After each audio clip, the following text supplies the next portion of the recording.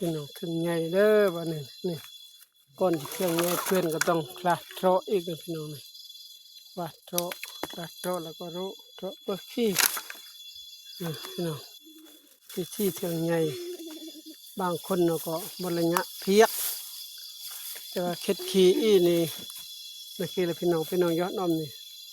เมื่อมันสะโปะตะพื้นนี่สะโปะตะขี้นี่แสดงว่าน่าอาจจะชงหนึ่งในตัวหนึ่งเลยหนึ่งมืออย่างหนึ่งมือลอยมืออย่างนัสก็ตะพื้นเลยนอกจากนี้ก็อยู่หัวเรือมันนี่แล้วก็ยืดตูดนั่งก็ชูเก็บตะขี้วิธีพี่น้องบางคนเดินหมดมาหยะเพียกเนี่ยเป็นเพื่อแล้ววิธีขี่เป็นเพื่อพ่นเลยนะมืออย่างหนึ่งมือลอยพี่น้องนะมืออย่างมือลอยหัวเรือขี่นำยึดนำขั้นตอนต่อยเราจะมานำนะนี่สินะนี่ครึบเลยนาเวบาร์ซี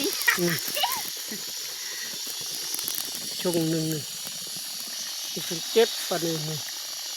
เก็บใหญ่เด้อปะนี่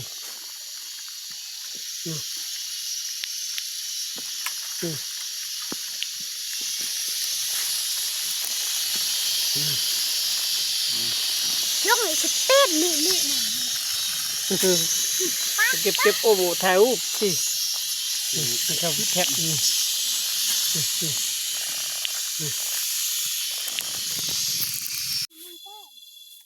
พี่น้องถึงใหญ่เด้อปะนี่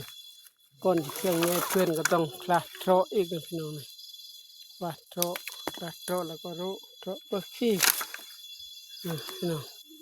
ที่เครื่องใหญ่บางคนเนาะก็บรรยะเพียกแต่ว่าเค็ดขี้อีนี่นั่นคือพี่น้องยอดน้อมนี่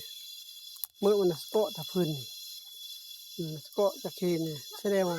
น่าอาจจะชงหนึ่งในตัวหนึ่งเลยหนึ่งมืออย่างหนึ่งมือลอยมืออย่างนัสก็ตะพื้นเลยนอกจากนี้ก็อยู่หัวเรือมันนี่แล้วก็ยืดตูดนั่งก็ชูเก็บตะขี้วิธีพี่น้องบางคนเดินหมดมาหยะเพียกเนี่ยเป็นเพื่อแล้ววิธีขี่เป็นเพื่อพ่นเลยนะมืออย่างหนึ่งมือลอยพี่น้องนะมืออย่างมือลอยหัวเรือขี่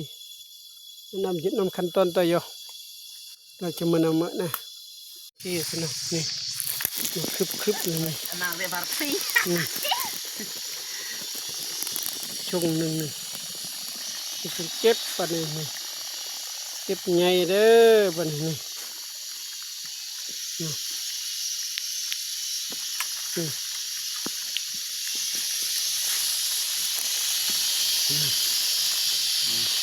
ยกเลยสเต็ปนี่